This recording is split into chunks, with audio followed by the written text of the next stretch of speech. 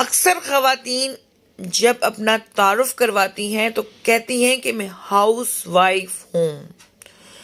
پوچھا جائے کہ وہ کیا ہوتا ہے تو جواب ملتا ہے وہی جو سارا دن گھر میں ہوتی ہیں، اور کبھی کچن، کبھی کپڑوں، کبھی ماسی، اور اکثر بچوں کو سنبھالنے میں مصروف رہتی ہیں، جو ادھر سے ادھر دن بھر بھاگتی رہتی ہیں۔ میں نے کہا اس تعریف کے اعتبار سے تو یہ کوئی ہاؤس فلائی جیسی چیز لگ رہی ہے۔ آپ اپنے تعارف میں یہ کیوں نہیں کہتی کہ میں نیشن بلڈر ہوں، میں اس امت اور قوم کے مستقبل کی معمار ہوں، میں وہ عظیم کام کر رہی ہوں جس میں کوئی چھٹی نہیں ہوتی، کوئی اینول لیو نہیں، کوئی میڈیکل لیو نہیں، کوئی کیجول لیو نہیں ہوتی۔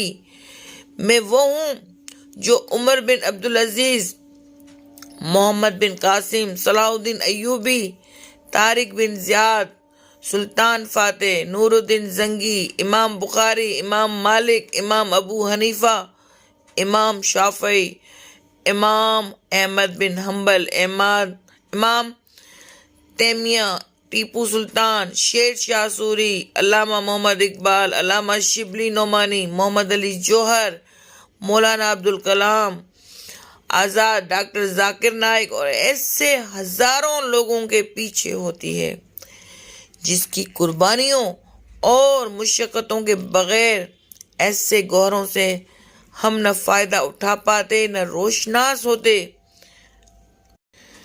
ہم ان میں سے کسی بھی ماں کا نام شاید نہیں جانتے، لیکن آپ کا کیا خیال ہے وہ خواتین جو ان جیسے عظیم لوگوں کی مائیں اور بیویاں تھیں، کیا ان کی قربانیوں اور کنٹریبیوشن کے بغیر انہوں نے وہ کام کر لیے جن کا آج ایک زمانہ متعارف ہے؟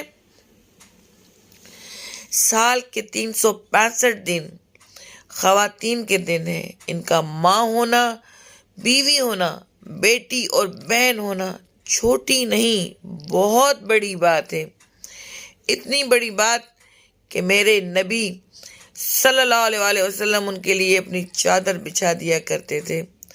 اللہ تعالی ہمیں اپنا مقام اور مرتبہ پہچاننے کی توفیق عطا فرمائے، آمین یا رب العالمین۔